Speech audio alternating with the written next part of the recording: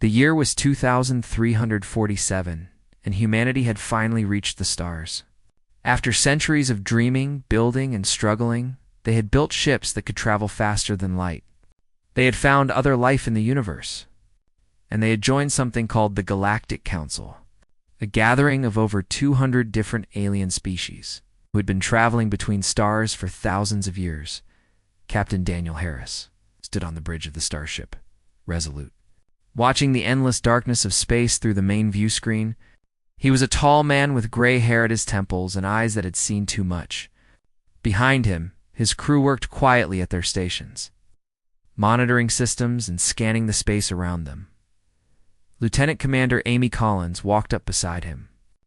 She was young, barely 30, with short brown hair and a sharp mind. She had been his second in command for 3 years now. "Captain, we have a contact approaching from Sector 7, she said. "The computer identifies it as a Valkyrie warship." Daniel felt his stomach tighten. The Valkyrie. During humanity's admission to the Galactic Council 6 months ago, the other species had warned them about the Valkyrie Dominion. They were a reptilian species, covered in dark green scales, standing nearly 7 feet tall. They had been conquering worlds for 300 years. 40 planets lived under their rule, their populations serving as slaves and workers. The Galactic Council's approach to the Valkyrie had always been simple. Do not fight them. Give them what they want. Negotiate, accommodate, survive. No species had ever successfully stood against them, so everyone had learned to accept their demands and hope they would not ask for too much. "Red alert," Daniel said calmly. "Raise shields and charge weapons. Let us see what they want." The bridge lights dimmed to red as alarms rang throughout the ship. Crew members rushed to battle stations, their training taking over despite the fear many of them felt. The Valkyrie ship was massive. It's nearly 5 times the size of the Resolute. It was shaped like a blade, dark metal covered with weapons and armor. It moved through space like a predator approaching its prey. "They are hailing us," Amy reported, on screen. The view screen flickered, and then Daniel was looking at a Valkyrie commander.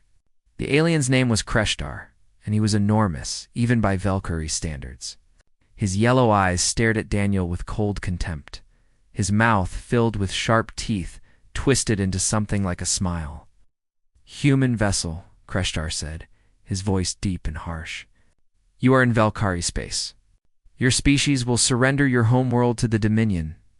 You will serve us as all species serve us. This is not a request. This is a fact." Daniel looked at the alien for a long moment. Behind him, he could hear his crew holding their breath. Everyone knew what they were supposed to do. The council had been clear. Accommodate the Valkyrie.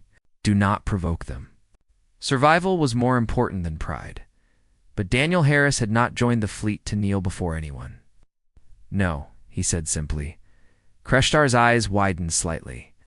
"You refuse? Earth will not surrender. Not today, not ever. If you want our world, you will have to take it. And I promise you the cost will be higher than you can imagine." The Valkyrie commander stared at him, and then he laughed. It was a terrible sound, like rocks grinding together. "You are either very brave or very stupid human. Your little ship cannot stand against us. Your species has been part of the galactic community for 6 months. We have been conquering worlds since before your ancestors learned to make fire, and this will be a learning experience for both of us," Daniel replied. Kreshtar's expression turned cold. "Kill them." The screen went dark, and a moment later, the Valkyrie ship opened fire.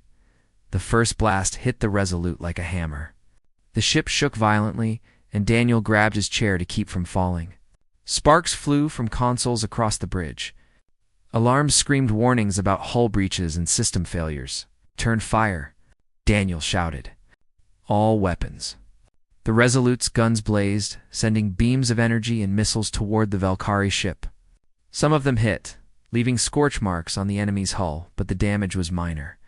The Valkyrie vessel was built for war against entire fleets. One human ship was nothing to them.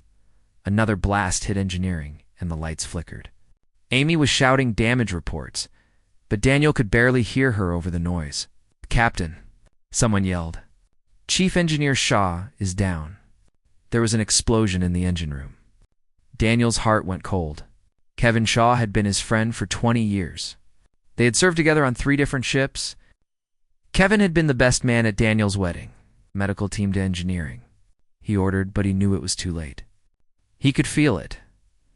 The battle lasted only 12 minutes. When it was over, the Resolute was barely able to move. 17 crew members were dead, including Kevin Shaw. The Valkyrie ship had not bothered to finish them off, probably deciding they were not worth the ammunition. Daniel stood in the medical bay looking down at Kevin's body. His friend's face was peaceful, but his uniform was burned and torn from the explosion that had killed him. Amy stood beside him, tears running down her face. She had known Kevin too. Everyone on the ship had loved him. He had been the kind of man who remembered everyone's birthday and always had a joke ready when times were hard. "Captain," Amy said quietly, "what do we do now?" Daniel did not answer immediately. He reached out and closed Kevin's eyes gently. Then he straightened up, and when he turned to face Amy, his expression had changed. The sadness was still there, but beneath it was something harder, something cold. "We go home," he said. "And then we teach the Valkyrie what happens when they hurt our people." 2 weeks later, Ambassador Patricia Lane stood before the Galactic Council on the neutral world of Nexus Prime. The chamber was enormous, filled with representatives from over 200 species. Some looked like insects, some like fish, some like nothing humans had ever imagined. All of them watched the human ambassador with curiosity and concern. High Counselor Vethary floated at the center of the chamber. He was an ancient being who looked like a giant jellyfish, his translucent body glowing softly with bioluminescence. He had led the council for over a century. Ambassador Lane Vethary said, "We understand there was an incident with the Valkyrie. The council urges humanity to seek diplomatic solutions.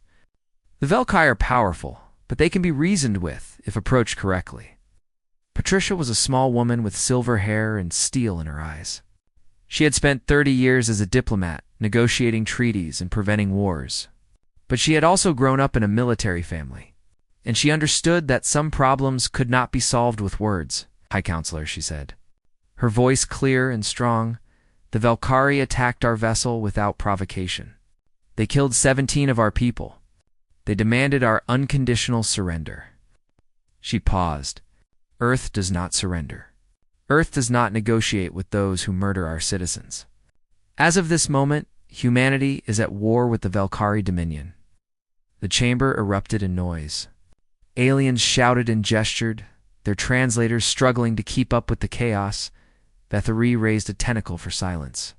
"Ambassador, please reconsider. No species has ever defeated the Valkyrie in open war. You will only bring more death to your people." Patricia smiled, but there was no warmth in it. "High Counselor, the Valkyrie have never fought humans before. They have no idea what we are capable of. They will learn." She turned and walked out of the chamber, leaving 200 species staring after her in stunned silence. The war had begun. 6 months had passed since humanity declared war on the Valkyrie Dominion, and the galaxy was watching with growing disbelief. Every species had expected the humans to be crushed within weeks. The Valkyrie had the largest fleet in the region, battle-hardened soldiers, and 3 centuries of conquest behind them. Humanity had been traveling between stars for less than 50 years. It should have been no contest at all, but something was wrong. The Valkyrie were not winning. In fact, they were losing. Nobody could understand how. High Commander Draxel sat in his command center on the Valkyrie homeworld, studying the reports on his screen. He was old for a Valkyrie. His scales faded to a pale green, but his mind was still sharp. He had commanded the Dominion's military for 40 years. He had conquered 12 worlds himself. He knew war better than anyone alive, and he did not understand what the humans were doing. The traditional way of galactic warfare was simple. You attacked your enemy, took some territory, demonstrated your strength, and then negotiated. You took what you wanted and moved on. Nobody fought to the end. Nobody tried to completely destroy their opponent. It was wasteful and unnecessary, but the humans did not follow these rules. They were not trying to win territory or force negotiations. They were trying to erase the Valkyrie military from existence. On the colony world of Reckoner, human forces had landed with overwhelming strength. General Christopher Blake commanded the ground assault personally. He was a quiet man in his 50s, with a shaved head and calm brown eyes that never seemed to show emotion. His soldiers called him the Machine, because he planned every operation with perfect precision. The battle for Veckener should have been simple. The Valkyrie garrison numbered 10,000 soldiers, well-equipped and well-trained. They expected the humans to attack, suffer losses, and then pause to regroup. That was how war worked. Instead, the humans hit them from every direction at once. Dropships fell from the sky like rain, carrying soldiers who moved with terrifying coordination. They did not charge blindly into battle. They used drones to find Valkyrie positions, called in airstrikes to soften defenses, and then moved in to finish what remained. But the killing was not the worst part. The worst part was what came after. Valkyrie commander Threshenak had surrendered his garrison after 3 days of fighting. He expected to be taken prisoner, his soldiers detained, his base occupied. That was how civilized species behaved. General Blake looked at the surrender offer and shook his head. "We do not need prisoners," he said. "We need this war to end." The humans did not occupy the base. They destroyed it. Every building, every weapon, every vehicle. The factories that made ammunition were blown apart. The shipyards that built warships were reduced to twisted metal. The communication towers that connected Vreckener to the rest of the Dominion were torn down. When the humans left Vreckener, there was nothing remaining. Not a single military installation stood. The Valkyrie soldiers who had surrendered were given food and water and told to walk home. But they had no weapons, no vehicles, no way to fight. They were not prisoners. They were simply irrelevant. In orbit above Vreckener, Lieutenant Colonel Sandra Price commanded the human bomber wing. She was a small woman with red hair and freckles, but her pilots feared her more than they feared the enemy. She demanded perfection, and she got it. Sandra had developed a strategy she called Scorched Void. The idea was simple. Do not just destroy enemy ships. Destroy their ability to make new ships. Attack mining stations, fuel depots, supply lines, communication relays. Remove not just the enemy's sword, but their ability to forge new swords. Her bombers swept through Valkyrie space like a storm. A fuel depot that had operated for 200 years was destroyed in an hour. A mining station that supplied iron to half the Dominion's shipyards was reduced to floating debris. The Valkyrie fleet needed supplies to fight, and Sandra was making sure those supplies never arrived. Back on Earth, President Marcus Grant addressed the United Nations Assembly. He was a tall black man with a deep voice and the kind of presence that made people stop and listen. "We did not want this war," he said. "We joined the galactic community hoping for peace, for cooperation, for friendship. The Valkyrie answered our hope with violence. They killed our people and demanded our slavery." He paused, letting his words sink in. "So now we will show them what humanity does when someone hurts our family." The assembly hall was silent. The Valkyrie believe that brutality ensures obedience. They have spent 3 centuries terrorizing the galaxy, and no one has ever pushed back. Well, we are pushing back. We are not fighting for territory or resources. We are fighting to make sure the Valkyrie never threaten anyone again. The Galactic Council sent an emergency delegation to Earth, hoping to stop the war before it went further. Counselor Miraseth of the Andorian Collective led the mission. The Andorians were a peaceful species, their bodies made of living light, and Miraseth had spent her entire life trying to reduce suffering in the galaxy. She met with Secretary of Defense Laura Bennett in Geneva. Laura was a former general herself, with iron gray hair and a face that rarely smiled. "Aye, Secretary Bennett." Miraseth said, "The Council begs you to stop this campaign. The Valkyrie have indicated they are willing to discuss peace terms. Surely that is better than more bloodshed." Laura looked at the glowing alien for a long moment. "Peace terms," she repeated. "What kind of terms?" "They would agree to leave human space and sign a non-aggression treaty. In exchange, you would halt your attacks on their territory." What about the 40 worlds they already control? What about the billions of people living under their rule? Miraseth hesitated. That is a separate matter. The Council has always believed that changing the Valkyrie's behavior will require time and patient diplomacy. Laura laughed, but there was no humor in it. Patient diplomacy. The Valkyrie have been enslaving people for 300 years, and the Council's solution is patience? She stood up and walked to the window, looking out at the city below. The Andorians were the first species the Valkyrie conquered. Your people served them for 200 years before they decided you were not useful enough to keep. How many Andorians died in their mines? How many families were torn apart? Miraseth's light flickered with old pain. Many. Too many. And the Council did nothing. They negotiated. They accommodated. They were patient. Laura turned back to face her. We are not patient. We do not negotiate with slavers. We do not accommodate murderers.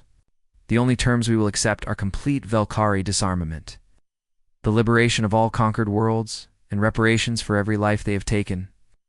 That is unprecedented. No species has ever demanded such terms.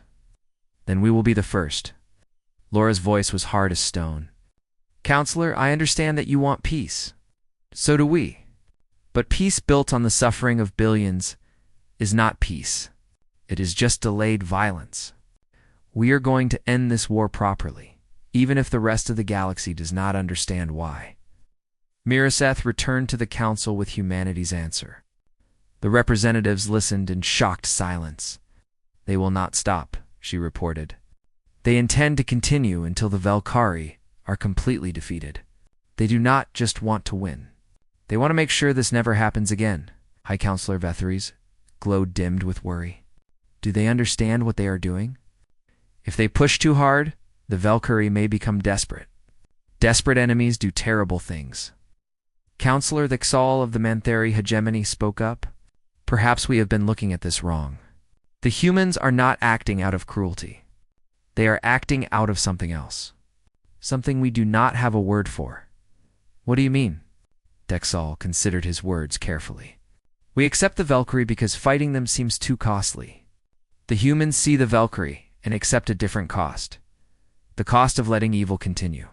They have decided that some things are worth fighting for, even if the price is high. The Council fell silent, considering this strange new idea.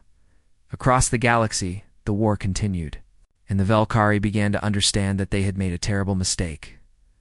1 year into the war, impossible had become reality. The Valkyrie Dominion, the most feared military power in the region for 3 centuries, was collapsing.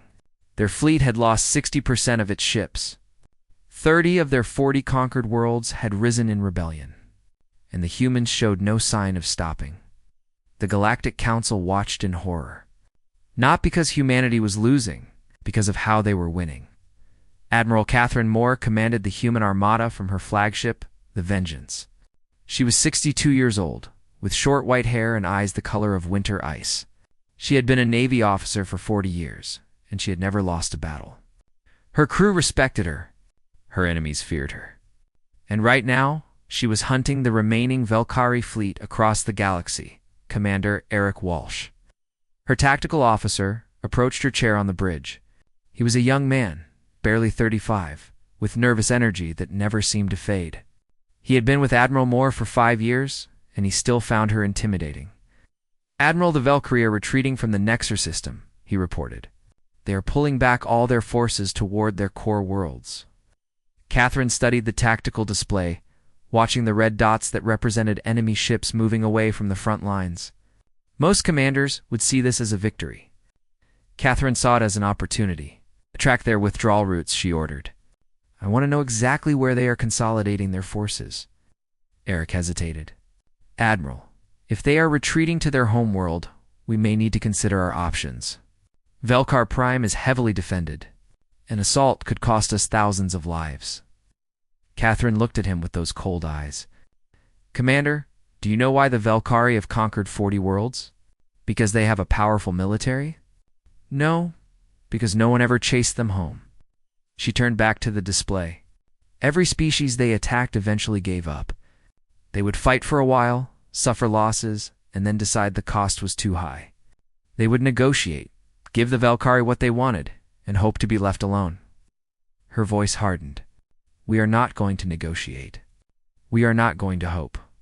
We are going to their homeworld, and we are going to end this. On the conquered world of Andor, human soldiers were landing to support the local rebellion.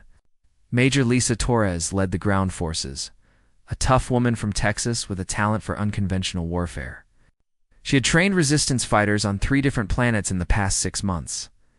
The Andorians were a gentle people, their bodies made of living light. They had been slaves to the Valkyrie for 2 centuries, forced to work in mines and factories under brutal conditions. When the humans arrived with weapons and supplies, many of them did not know what to do. An Andorian elder named Shenvel approached Lisa as her soldiers unloaded crates of weapons from their ships. His light was dim with age and suffering. "Why are you helping us?" he asked. "We cannot pay you. We have nothing to offer." Lisa looked at him with surprise. "We do not want payment." "Then why?" "The Valkyrie are powerful. Fighting them will cost you lives." "What do you gain from our freedom?" Lisa thought about the question. It was a fair one. Humany. Tai had no treaty with the Andorians. They had no economic interest in this world. They were risking their soldiers' lives for people they had never met. "Because it is the right thing to do," she finally said. "Because nobody should live in chains. Because if we do not help you, who will?" She smiled, though her eyes were sad. "My grandmother used to tell me that evil wins when good people do nothing. We are trying to do something." Shenvel stared at her for a long moment. Then, slowly, his light began to brighten. "Your species is strange," he said. "But perhaps the galaxy needs more strange." Back at the Galactic Council, the representatives had gathered for an emergency session. The chamber was filled with tension and fear. Too many species remembered what the Valkyrie had done to them over the centuries. Now they watched as those same Valkyrie were being systematically destroyed. They did not know how to feel about it. Counselor Thasal of the Mantheri hegemony stood before the assembly. The Mantheri were an insectoid species, their bodies covered in hard shells, their minds sharp and analytical. The Xol had spent the past 3 months studying humanity, trying to understand what made them different from every other species in the galaxy. "I have reviewed human history," he announced. "They shared their records with us openly, hiding nothing. What I found was... disturbing." The chamber fell silent. In their past, humans engaged in what they called total war. This means they did not simply fight to gain advantage or negotiate better terms. They fought to completely destroy their enemies. He paused, letting that sink in. They burned cities to the ground. They killed millions of their own kind. They developed weapons capable of destroying entire planets. Murmurs of horror spread through the chamber. "And they have used these weapons," Dexal continued, "not on aliens, on themselves. In their history, they dropped nuclear bombs on 2 of their own cities, killing hundreds of thousands of people in moments." High Counselor Vetheri's tentacles writhed with distress. Why would any species do such things to itself? "Because they believed it was necessary to end a war," Dexal replied. "The humans have a concept they call acceptable losses. They calculate how many of their own people they are willing to sacrifice to achieve victory. And that number is often very high." Ambassador Patricia Lane had been listening quietly. Now she stood up to address the assembly. "Counselor Vexel speaks the truth," she said. "We do not hide our history. Yes, we have done terrible things. We have killed each other for land, for resources, for ideas, sometimes for nothing at all." She looked around the chamber, meeting the eyes of species from 100 different worlds. "But that same capacity for destruction has also driven us to protect the innocent. We fight hard because we believe some things are worth fighting for. Freedom, justice, the right to live without fear." High Counselor Vetheri spoke with a trembling voice. "Ambassador, your species has been part of our community for less than 2 years. In that time, you have started a war that has destabilized a region stable for 3 centuries. How do we know you will stop with the Valkyrie? How do we know you will not decide that our worlds are next?" The question hung in the air like a sword. Patricia, took her time answering. High Counselor, we have no interest in conquest. We do not want to rule anyone. What we want is simple. A galaxy where people can live in peace without fearing slavery or destruction. She paused. The Velkhari made that impossible. They attacked us without provocation. They demanded our surrender. And when we refused, they killed our people. So this is revenge? No. Revenge would be killing Velkhar civilians in retaliation for what they did to us. We are not doing that. We are destroying their military capabilities so they can never hurt anyone again. There is a difference. Counselor Miraseth spoke up, her light flickering with emotion. Admiral Moore's fleet is approaching Velkhar Prime. If they assault the homeworld, millions could die. Is that not excessive? Patricia shook her head. We do not want to kill millions. We want the Velkhari to surrender, disarm, and face justice for their crimes. If they do that, not a single additional life needs to be lost. Her expression hardened. But if they refuse, if they choose to fight to the end, then yes, we will do what is necessary. Because the alternative is letting them rebuild, letting them recover, letting them do this again in another 100 years. The council had no response. They had lived for so long with the philosophy of accommodation and compromise. They did not know how to process humanity's approach. To the humans, some evils could not be compromised with. Some threats had to be eliminated completely as the session ended. Counselor, that's all, approached Patricia privately. Ambassador, I have one more question. Ask it. When this war is over, when the Velkhari are defeated, what will humanity do? Will you seek more enemies to destroy? Will you turn your weapons on others? Patricia looked at him for a long moment. We will go home, she said quietly. We will mourn our dead, rebuild what was damaged, and try to live in peace. We do not enjoy war, Counselor. We are simply very good at it when we have no choice. Thix all studied her face, looking for deception. He found none. I believe you, he finally said. But I wonder if the rest of the galaxy will. Cross the stars. The human fleet continued its advance toward Velkhar Prime. The final battle was coming, and nothing would ever be the same again. The human fleet arrived at Velkhar Prime 18 months after the war began. 200 warships emerged from faster-than-light travel and took position around the planet, their weapons charged and ready. It was the largest military force humanity had ever assembled, and it had come for one purpose: to end the Velkhari dominion forever. Admiral, Catherine Moore stood on the bridge of the Vengeance, looking at the planet below. Velkhar Prime was a harsh world, covered in rocky deserts and deep canyons. The sky was red from the dust that filled the atmosphere. Massive cities dotted the surface, built from dark stone and metal. Each one a fortress. The Velkhari had prepared for this moment. Orbital defense platforms circled the planet, bristling with weapons. The remaining Velkhari fleet, nearly 80 warships, held position between the humans and their homeworld. Ground-based cannons pointed toward the sky. Ready to destroy anything that tried to land, Catherine had seen the tactical reports. Taking Velkhar Prime would be costly. Thousands of human soldiers might die in the assault. The orbital defenses alone could destroy dozens of ships before being neutralized. But she also knew that this was the only way to end the war permanently. As long as the Velkhari military leadership survived, they would rebuild. They would recover. And in another generation, they would return to their old ways. The cycle of conquest and suffering would continue. Open a channel to the planet, she ordered. All frequencies. I want everyone to hear this. Commander Eric Walsh worked his console. Channel open, Admiral. Catherine took a deep breath and spoke. People of Velkhar Prime, I am Admiral Catherine Moore of the United Earth Fleet. For 18 months, we have been at war with your government. Your fleet has been shattered. Your conquered worlds have been liberated.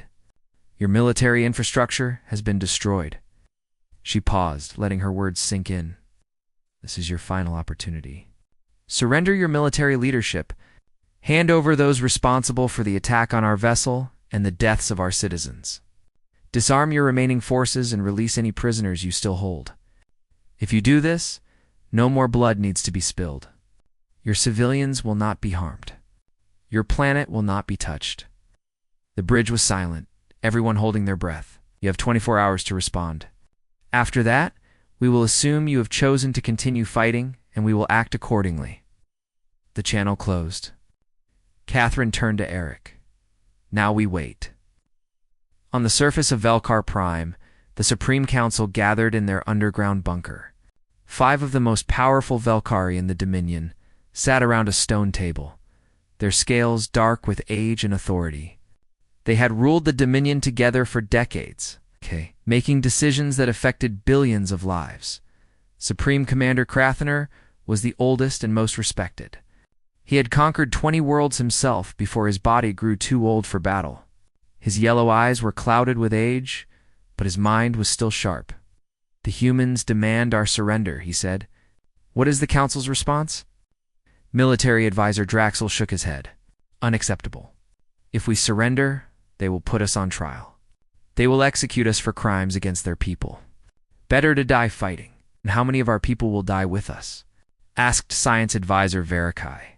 She was younger than the others, with smooth green scales and calculating eyes. Our fleet is outnumbered. Our orbital defenses are strong, but not invincible. If we fight, we may kill thousands of humans, but we will lose millions of our own. Then we will die with honor, Draxel growled. The Velkari do not surrender. We never have. Perhaps that is why we are in this situation, Verikai replied coldly. Our ancestors conquered 40 worlds because no one ever fought back effectively. We believed we were invincible. The humans have shown us that we are not. Krathener raised a clawed hand for silence. Enough. The question is simple. Do we surrender and face human justice, or do we fight and possibly lose everything? The vote was 3-2 against surrender. The Supreme Council would fight Captain Daniel Harris, recovered from his wounds and been given command of the destroyer Retribution. It seemed fitting somehow. The ship that had brought him to this war would be with him at its end. He stood on his bridge, watching the countdown timer. 24 hours for the Velkari to respond. He did not expect them to surrender. In his experience, tyrants rarely gave up power willingly. They would rather burn everything than admit defeat. Lieutenant Commander Amy Collins was still at his side. She had refused promotion 3 times to stay with him. He had never asked why, and she had never explained. Some bonds did not need words. What do you think they will do? She asked quietly. Daniel shook his head. They will fight. It is all they know how to do, and then we finish this. The 24 hours passed without a response from the planet. At exactly midnight Earth time, Admiral Moore gave the order. Dodge. All ships, begin attack pattern Omega. Target the orbital defense platforms first. Once they are neutralized, we will deal with the fleet. Battle of Velkar Prime began. The first wave of human ships dove toward the planet, their weapons blazing. The orbital platforms returned fire, filling space with energy beams and missiles. Ships exploded on both sides, their crews dying in seconds. Daniel pushed the Retribution forward, weaving between enemy fire. His gunners targeted a massive platform that was laying waste to the human center line. It took 14 direct hits to bring it down, but when it fell hard. Crashing into the atmosphere like a dying star, the Velkari fleet advanced to meet the humans, their commanders screaming orders to destroy the invaders. But they were outnumbered, outmaneuvered, and exhausted from months of retreat. One by one, their ships were disabled or destroyed. Admiral Moore watched the battle from her command center, directing the flow of combat like a conductor leading an orchestra. She had planned this assault for months, running simulations, studying Velkari tactics, identifying weaknesses. Everything was going according to plan. Admiral Eric reported, the orbital defenses are down to 30%.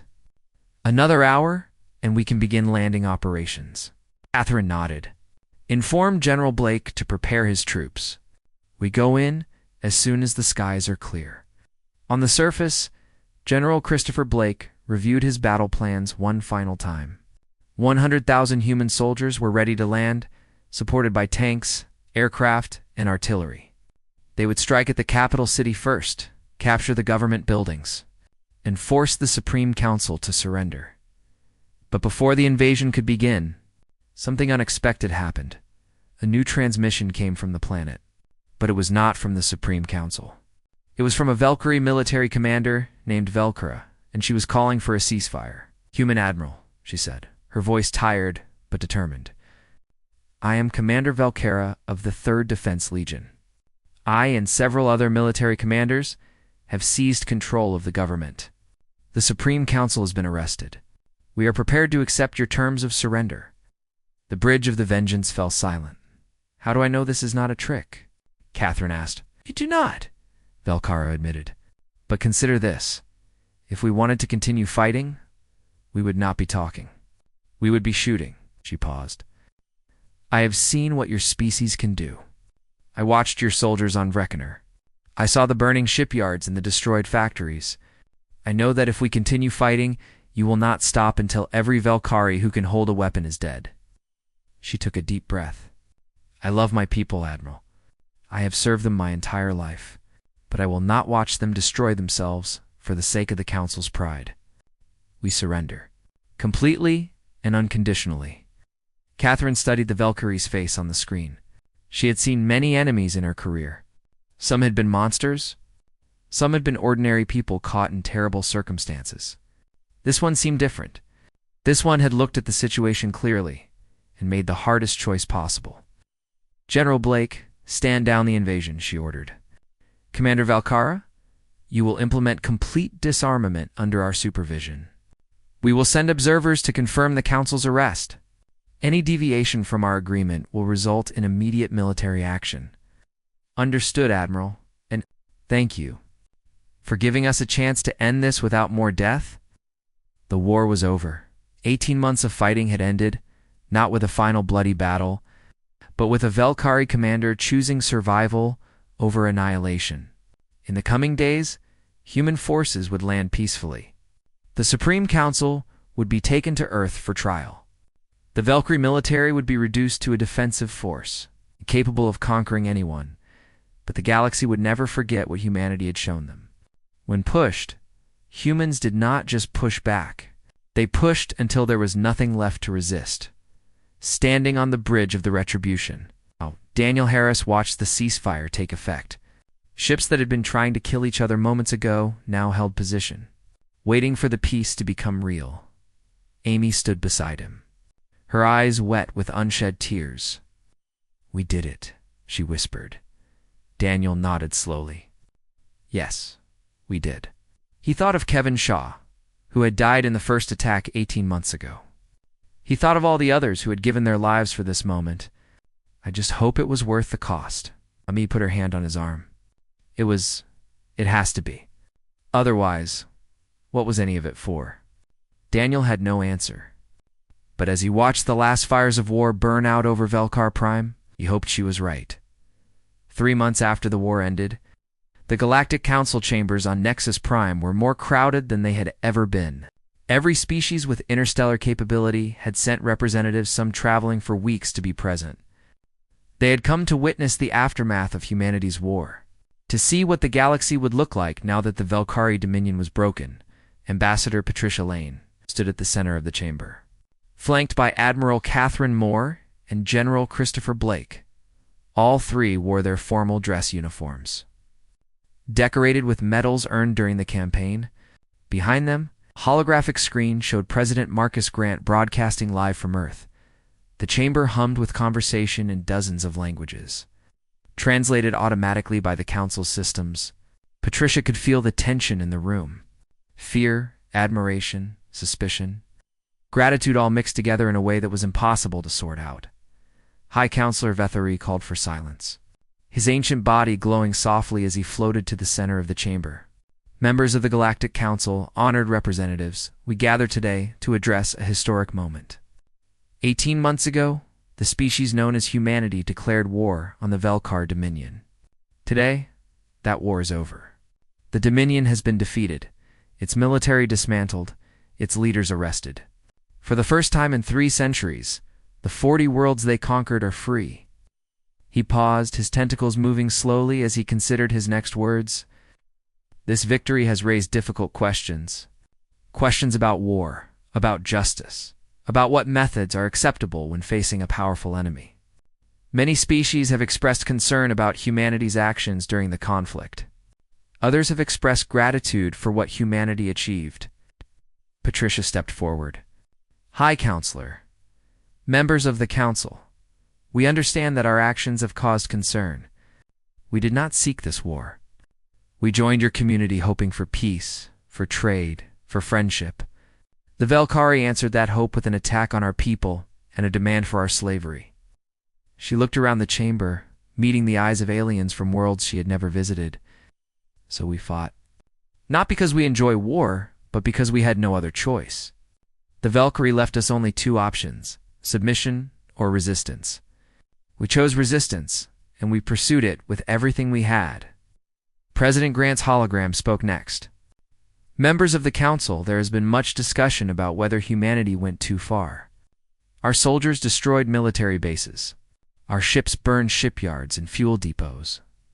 We crippled the Velkhari's ability to make war, not just for this generation, but for generations to come. He paused, his expression serious. We did these things because we believe that half Misu race lead to more suffering. If we had simply pushed the Velkhari back and negotiated a truce, they would have rebuilt. In 20 years, or 50, or 100, they would have returned to their old ways. More worlds would have been conquered. More people would have been enslaved. The cycle of violence would have continued. He leaned forward slightly. We chose to break that cycle, not through cruelty, but through completeness. The Velkhari military no longer exists as a conquering force. Their leaders will face trial for their crimes. And every species they once terrorized can now live without fear. High Counselor Vethari responded with concern in his voice. President Grant, the Council has debated humanity's membership for months. Some believe your species should be expelled for destabilizing the region. Others argue you have done what the Council never could. What assurance can you give that humanity will not turn its weapons on other species? The chamber fell silent, waiting for the answer. High Counselor, humanity has no interest in conquest, the President replied. We do not want to rule anyone. We have enough trouble governing ourselves. A few quiet laughs rippled through the chamber. What we want is simple. A galaxy where people can live in peace. Where trade and cooperation replace fear and violence. Where no species has to worry about being enslaved by a more powerful neighbor. He straightened up. We will defend ourselves if attacked. We will defend our allies if they are threatened. But we will not start wars. We will not demand territory or tribute. All we ask is to be left alone to live our lives and explore the stars. Counselor Miraseth of the Andorian Collective rose to speak. Her luminescent form pulsed with emotion as she addressed the assembly. High Counselor, honored representatives, I must speak. Her voice was steady, despite her obvious feeling. My people were among the first conquered by the Velkhari 3 centuries ago. For 200 years, we served them as slaves. We worked in their mines until our bodies failed. We watched our children taken away to serve in distant factories. We lived in fear every day of our lives. The chamber was completely silent. 6 months ago, human soldiers landed on our world. They fought alongside our resistance. They gave us weapons and training. They helped us throw off our chains after 2 centuries of bondage. Her light brightened with intensity. My daughter was born 3 months ago. She will never know what it is like to be a slave. She will grow up free because of what humanity did for us. She turned to face the other representatives. I have heard the concerns about human methods. I have heard species call them brutal, excessive, dangerous. But I ask you, what is more brutal? Fighting a war to the finish or allowing slavery to continue for another 300 years? What is more excessive? Destroying shipyards, or standing by while billions suffer? Her voice rose with passion. The Council has followed a policy of accommodation for centuries. We negotiated with the Velkhari. We gave them what they wanted. We hoped they would eventually change. And while we waited for that change, 40 worlds burned under their rule. That policy did not work. It was never going to work. She turned back to the High Counselor. I move that humanity not only retain membership in the Council, but be granted a permanent seat on the High Council. They have earned that right. Not through diplomacy or patience, but through action. They did what none of us were brave enough to do. They stood up to evil, and they won. The vote was contentious. Many species were uncomfortable with humanity's methods. Others feared what might happen if humans were given more power. But in the end, the motion passed by a narrow margin. Humanity had earned their place. 6 months later, Admiral Catherine Moore retired to a small coastal town in Maine. She had served in the Navy for 45 years. She had commanded fleets, won battles, and changed the course of galactic history. Now she wanted nothing more than to sit on her porch and watch the ocean. The house was small and simple, its white wooden walls and a garden filled with flowers. She spent her mornings drinking coffee and reading old paper books. In the afternoons, she would walk along the beach, letting the cold water wash over her feet. One evening, Eric Walsh came to visit. He had been promoted to captain after the war, given command of his own ship.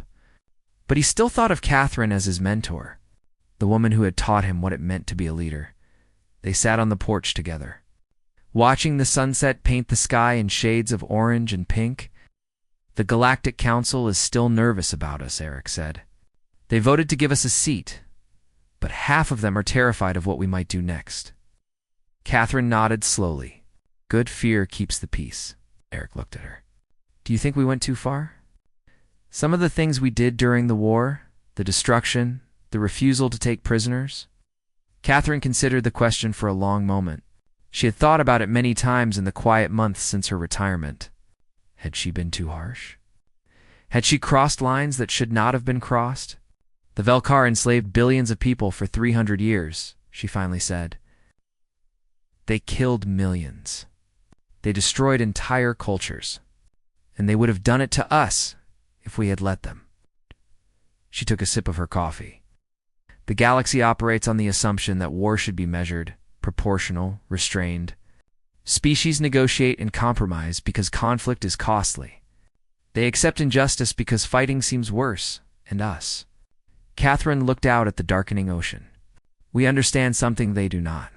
Some threats cannot be negotiated with. Some enemies cannot be accommodated. Sometimes, the only path to lasting peace is through total victory. She set her cup down. We did not just defeat the Velkari, Eric. We erased their capacity to threaten anyone ever again.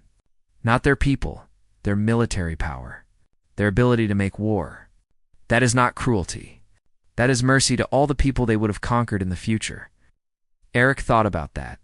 The other species will remember what we did. Yes, they will. Catherine smiled, though it did not reach her eyes. And maybe that memory will make them think twice before attacking anyone.